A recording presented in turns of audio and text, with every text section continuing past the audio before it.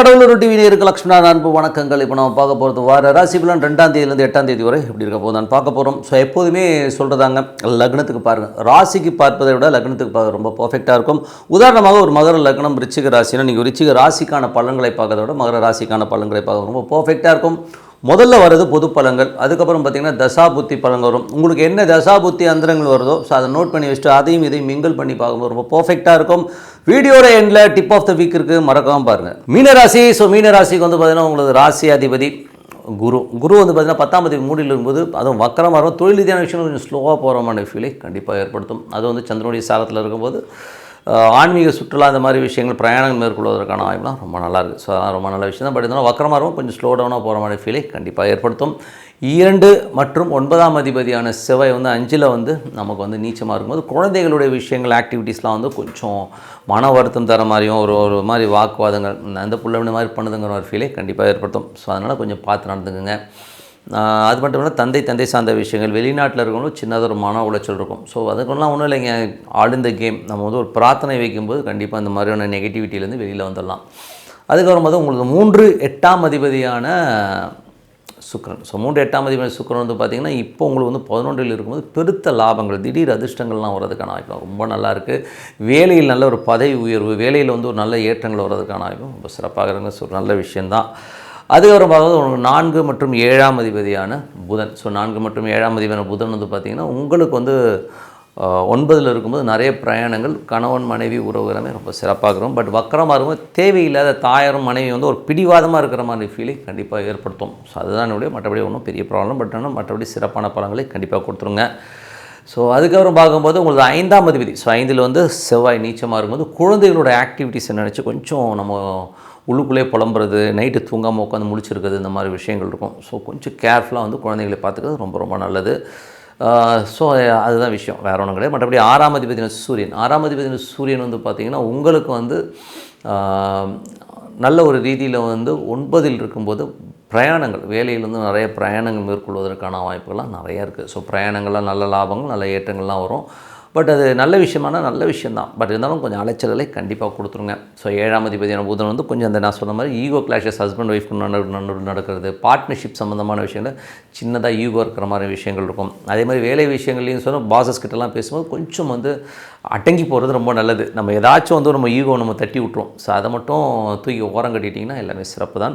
8ஆம் அதிபதி 11ல் இருக்கும்போது விபரீத ராஜயோகங்களை அள்ளி தரதுக்கான வாய்ப்புகளை நல்லா கொடுத்துருங்க. அது வந்து 11ல் இருக்கும்போது நமக்கு வர வேண்டிய காசு, நமக்கு வந்து தரமாட்டேன்னு சொன்னதெல்லாம் வந்து திடீர்னு வர்றதுக்கான வாய்ப்பு எல்லாமே ரொம்ப நல்லாயிருக்கும்.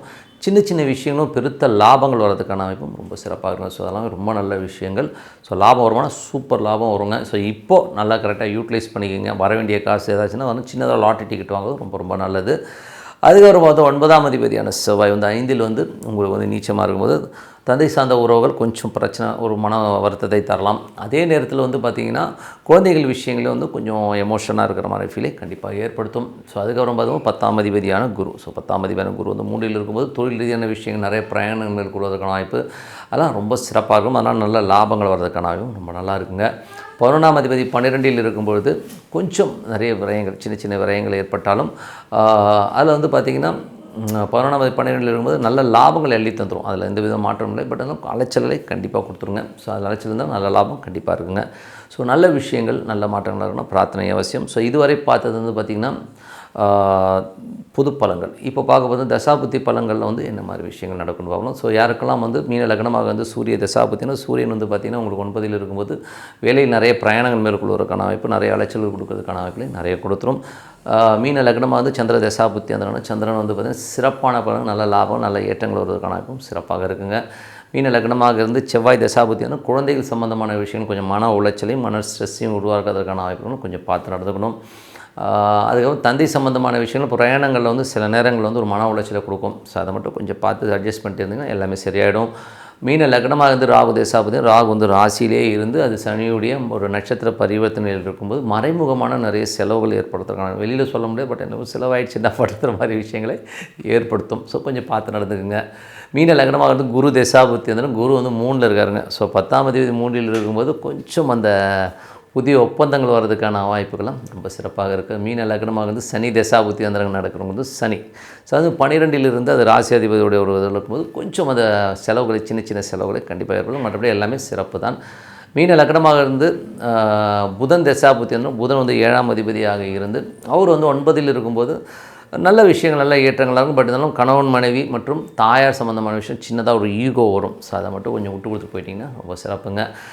மீன லக்னமாக வந்து கேது தசாபதினு கேது வந்து பார்த்திங்கன்னா 7 இருக்கும்போது அது சூரியனுடைய சாரத்தில் இருக்கும்போது கொஞ்சம் கவனமாக இருக்கணும். ஸோ வேலையில் வந்து சின்னதாக ஒரு நெருக்கடிகளோ சின்ன சின்ன விஷயங்கள் வந்து ஒரு ஸ்ட்ரெஸ்ஸோ வரும். பட் இருந்தாலும் எல்லாமே சரியாயிடுங்க. ஸோ ஒன்றும் பெரிய ப்ராப்ளம் இல்லை. கணவன் மனைவிக்கு நடுவில் வந்து சின்னதாக ஒரு ஸ்ட்ரெஸ் வரும். ஸோ அதை மட்டும் கொஞ்சம் விட்டு கொடுத்து போங்க. ஏன்னா வந்து கணவன் மனைவி பேச்சுவார்த்தை வந்து வெடுக்குன்னு பேசுகிறது, கொஞ்சம் தூக்கி எறிஞ்சு பேசுகிற மாதிரி விஷயங்கள் இருக்கும். ஸோ அதை மட்டும் கொஞ்சம் கேர்ஃபுல்லாக பார்த்துக்கிட்டிங்கன்னா போதும். மீன லக்னமாக வந்து சுக்கிர தசாபுத்தி வந்து சுக்கிரன் வந்து பார்த்திங்கன்னா உங்களுக்கு 11 இருக்கும்போது பெருத்த லாபங்கள் திடீர் அதிர்ஷ்டங்களை அள்ளி தரதுக்கான ரொம்ப சிறப்பாக இருக்கும். ஸோ நல்ல விஷயங்கள் நல்ல மாற்றங்கள்லாம் ஒரு பிரார்த்தனை அவசியம். ஸோ பிரார்த்தனைனா அப்படி உள்ளுக்குள்ள இந்த இறைவன் இருக்கணும். ஸோ அந்த மாதிரி பிரார்த்தனை சிறப்பான பலன்கள் இருக்குங்க. இப்போ பார்க்க போகிறது tip of the week. So tip of the வீக்கில் இப்போ நம்ம பார்க்க போகிறது என்னென்னா ஜோதிடம் உண்மையா. ஏன்னா வந்து இப்போ வந்து நிறைய கான்ட்ரவர்சிஸ் இருக்குது. நிறைய பேர் வந்து எனக்கு வந்து ஜோதிடம் வந்து பொய்ன்னு சொல்லிவிட்டு இந்த கருப்பு சட்டை போட்டு ஒரு ஆள் வந்து கண்ணாமண்ணன் பேசிகிட்டு இருக்கு. அப்படியே ஸோ அவர் வீடியோலாம் பார்க்கும்போது எனக்கு என்னடா அது இவ்வளோ கேவலமாக இவ்வளோ மட்டமாக பேசுகிற அப்படின்னு ஒரு துறையில் இருந்துக்கிட்டு அந்த துறையை பற்றி தெரியாமல் மற்றவங்கள்ட்ட வந்து அவதூறு பேசுகிறதுங்கிறது வந்து ரொம்ப மட்டமான இழிவான செயல். ஒரு இழி மகன் தான் இந்த மாதிரி விஷயங்கள்லாம் வந்து பேசுவாங்க. ஓகேங்களா? ஸோ அதனால் வந்து அவர் வந்து ஒரு ஆன்மீகவாதியாக தன்னை காட்டிக்கணும் அப்படின்னா நீங்கள் ஆன்மீகத்தை பற்றி மட்டும் பேசுங்க. உன்னை இது வந்து தூற்றி நான் பேர் வாங்கணும், உன்னை வந்து கெட்டவன்னு காமிச்சு நான் பேர் வாங்கணும்னு நினைக்கிறது ரொம்ப தப்பு. சரி, ஓகே. அவர் சொல்கிற பாயிண்ட்ஸ் எல்லாம் பார்த்தீங்கன்னா ரொம்ப ஹம்பக்காக இருக்கும். உண்மையை சொல்ல போனோன்னா அவர் வந்து ஒரு அறிவிலின்னு தான் சொல்லணும். அவர் வந்து முட்டாள் என்னை பொறுத்தவரை. காரணம் என்னென்னா அவர் வந்து தன்னை மேதாவின்னு காட்டிக்கிறதுக்காக இன்னொருத்தனை பழிக்கிறானாலே அவன் ஒரு பெரிய முட்டாள் தானே. எவ்வளோ பெரிய முட்டாள் பாருங்க அவன். ஸோ அந்த மாதிரி ஒரு ஆள். ஸோ எதுக்காக சொல்ல வரேன்னா ஒரு ஜோதிடம்ங்கிறது உண்மையாக பொய்யா அதுக்கு வருவோம் முதல்ல. ஸோ ஜோதிடம் உண்மையாக பொய்யானும் போது எவ்வளோ பேர் பெரிய பெரிய தலைவர்களே பார்த்துட்டோம். ஏன்னா சாமி இல்லைன்னு சொன்னவர் கடைசியில் மஞ்சத்தொட்டு போட்ட கதையெல்லாம் நம்மக்கிட்ட இருக்குது. ஓகேங்களா? மஞ்சத்தொட்டு போட்டது அவங்க ஃபேமிலி ஆளுங்க. நான் வந்து தீகாவை பற்றி பேசலை, வேறு ஒருத்தர் சாதாரணமாக பேசுகிறேன். ஓகேங்களா? நான் வந்து எந்த வித கட்சியை சார்ந்தவனும் கிடையாது, அதுக்காக சொல்கிறேன். பட் ஏன்னா நிறைய சாமி இல்லைன்னு சொன்னோம், கடைசியில் வந்து குடும்பத்தோடு போய் சாமி கும்பிட்டது, மறைமுகமாக சாமி கும்பிட்டது எல்லாமே இருக்குது. ஏன்னா ஒரு நமக்கு மேலே ஒரு பவர்ஸ் இருக்குங்கிறது உண்மையான விஷயம். இது ஒரு சயின்ஸ். நீங்கள் வெஸ்டர்ன் அஸ்ட்ராலஜியில் போனீங்கன்னா வந்து போனீங்கன்னா இந்த கேபி சிஸ்டம், கிருஷ்ணமூர்த்தி பద్ధதி சிஸ்டமாக இருக்கட்டும், ஏகப்பட்ட நமது பாரம்பரிய பராசரர் முறையில் இருக்கிற ஜோதிட சிஸ்டமாக இருக்கட்டும், எல்லாமே பர்ஃபெக்டாக ஒர்க் ஆகுதுங்க. எப்படி ஒர்க் ஆகுதுன்னா நாங்கள்லாம் வந்து ப்ரூவன் டீட்டெயிலில் வந்து நாங்கள் கையில் வச்சுருக்கோம். யார் வேணால் எப்போ வேணால் வரலாம். என் குருநாதர் ஜிகே அவர்கிட்டலாம் போனீங்கன்னு வைங்களேன், கிட்டத்தட்ட வந்து ஒரு 10 லட்சம் ஜாதகத்துக்கு போடுவார். ஒரு 10 லட்சம் ஜாதகம் கொஞ்சம் யோசிச்சு பாருங்கள். 1-2 அவ்வளோ ஜாதகம் ஆராய்ச்சி பண்ணி ஒவ்வொரு டேட்டா பேஸோடு எங்ககிட்ட டீட்டெயில் இருக்குது. ஒரு கணவன் மனைவி இப்படி தான் இருப்பாங்கன்னா இந்த ப்ராப்ளம் தான் இருக்கணும், இந்த ப்ராப்ளம் தான் இருக்கும். அதில் வந்து எந்த மாற்றமும் இல்லை. அதே மாதிரி ஒருத்தனுடைய தசாபுத்தி அந்தரங்கள் வந்து தப்பாக இருக்குன்னா இந்த மாதிரி விஷயங்கள் இப்படி தான் நடக்குங்கிறதையும் நான் உண்மையாக சொல்லியிருக்கோம். அதே மாதிரி வந்து பரிகாரங்கள் வந்து 100% எல்லாத்துக்கும் பரிகாரம் கிடையாதுங்கிறதும் நம்ம தெளிவாக சொல்லியிருக்கோம். ஒரு 30% இதுக்கு தான் பரிகாரங்கள் இருக்குது. அந்த பரிகாரங்கள் வந்து ஒரு நாமினலான விஷயங்களில் வந்து நம்ம பண்ணும்போது கண்டிப்பாக அந்த பரிகாரம் ஓகே ஆகுது. ஸோ ஜோதிடம் உண்மையான ஜோதிடம் கண்டிப்பாக உண்மை. நீங்கள் ஒரு கோயிலுக்கு போய் பாருங்கள், அந்த கோயிலில் வந்து கட்டினவன் முட்டாளா? ஓகேங்களா? அதே மாதிரி வந்து ஜோதிடம் சம்மந்தமான விஷயங்களை எழுதி வச்ச முனிவர்களும் சாஸ்திரத்தை படைத்தவங்களும் முட்டாளா? எனக்கு தெரியலைங்க. ஸோ அப்போ வந்து இவர் அறிவிஜீவி மாதிரியும் மற்றவனெல்லாம் முட்டாளாக்குற ஒரு விஷயத்தை வந்து எப்படி பண்ணுறான்னு எனக்கு தெரியல. ஸோ அது அவ்வளோ மோசமான ஒரு ஆளாக தான் அவர் தெரியல. ஸோ அதனால் வந்து ஜோதிடம்ங்கிறது வந்து நீங்கள் உள்ளே போய் இறங்கி பார்த்தீங்கன்னா என்கிட்ட டேட்டாபேஸ் இருக்குது. ஒவ்வொரு விஷயம் பட்சி சாஸ்திரங்கிறது வந்து எவ்வளோ பர்ஃபெக்டாக ஒர்க் பண்ணுதுங்கிறத என்னால் ப்ரூவ் பண்ண முடியும். நானும் ஒரு 30 வருஷமாக வந்து இதில் வந்து நான் ஆராய்ச்சி பண்ணியிருக்கேன். அவ்வளோ பர்ஃபெக்டாக ஒர்க் ஆகும். சனி சூரியன் பார்வை இருக்கிறவங்க அப்பா புள்ள என்னைக்காச்சும் ஒத்துமையாக இருந்திருக்காங்களா? சனி சூரியன் அந்த தொடர்புள்ள ஜாதகத்தில் உள்ள பொண்ணும் அப்பா எவ்வளோ இன்டிமெசி பாண்டேஜாக இருக்காங்க, அதெல்லாம் என்னால் காட்ட முடியும். அதே மாதிரி வந்து பார்த்திங்கன்னா நிறைய ஜாதகங்கள் வந்து தசாபுத்திகள் மூலியமாக ஒன்றி சந்தோஷமாக வாழ்கிற எத்தனையோ தம்பதிகளை காட்ட முடியும். இது வந்து ஒரு சயின்ஸ். ஓகேங்களா? இது வந்து மூட நம்பிக்கை கிடையாது, இதில் வந்து சயின்ஸு.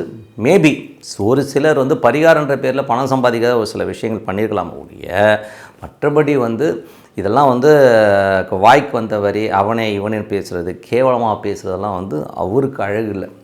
ஸோ அதனால தான் ஜோதிடம் உண்மை. நம்பிக்கை இருக்கவங்க பார்க்குறாங்க, இவருக்கு என்ன வந்தது?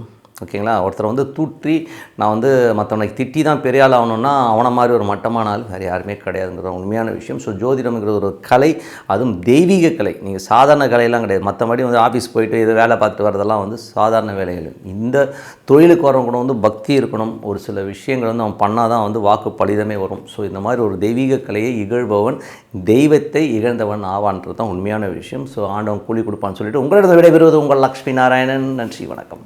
கடவுள் அருள் டிவியை பார்த்தமைக்கு நன்றிகள். மேலும் இது போன்ற தகவல்களை தெரிந்து கொள்ள கடவுள் அருள் டிவியை சப்ஸ்கிரைப் செய்யுங்கள். மறக்காமல் பெல் ஐக்கானை கிளிக் செய்யுங்கள்.